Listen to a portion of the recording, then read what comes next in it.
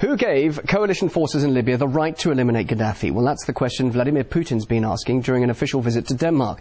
The Russian premier also said NATO has effectively joined one of the warring sides in the conflict, and more responsible action should be taken instead. RT's Daniel Bushell joins us now, live for this in Brussels. Daniel, so the Russian Prime Minister has effectively lashed out on the operation there in Libya.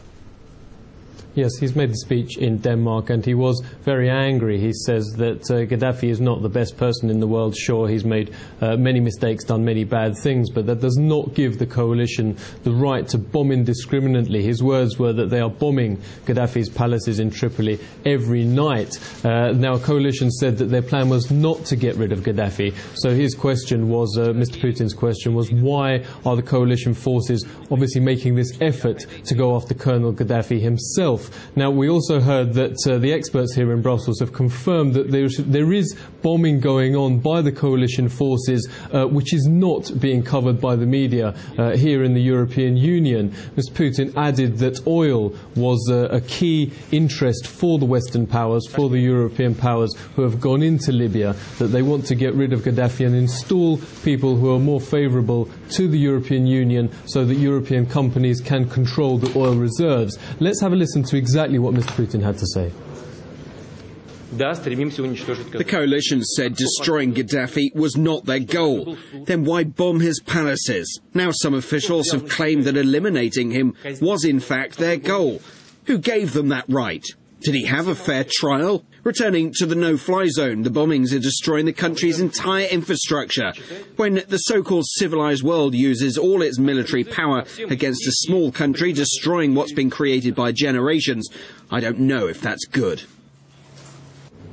Mr. Putin said that they have to give the Libyan people time to sort out their own problems, and there's really double standards here, he added. There are several other parts of the region in the Middle East and North Africa which is facing pretty much civil war situations, but which the West is either ignoring or not really paying the same amount of attention to. Well, Daniel, there have been reports about an EU plan to send army convoys to assist humanitarian aid there in Libya. Of course, there'll be those who say, well, this is really the start of a military ground operation, something, of course, that allies were adamant wouldn't happen. Yeah, absolutely. I heard these rumours for the first time a few weeks ago that the EU plans to send up to 1,000 troops under the guise of so-called humanitarian aid. Russia fears that this will be used to plan an invasion and to carry out an invasion of Libya on the pretext of supporting humanitarian aid to the Libyan people. The draft plan is called U4Libya. It's supported by the 27 member states of the European Union, prepared by them, and it provides for ground troops, in fact, to be deployed by the Western coalition. In the port city of Misrata, which is currently under siege by forces loyal to Muammar Gaddafi, here in Brussels, Michael Mann, the chief spokesman to the European Union High Representative Catherine Ashton, said that they would only send up to 1,000 troops, and the troops would only be used if they came under attack. Otherwise, they would only defend aid. Now, Russia has said that it will only support another UN resolution if it explicitly says that it will not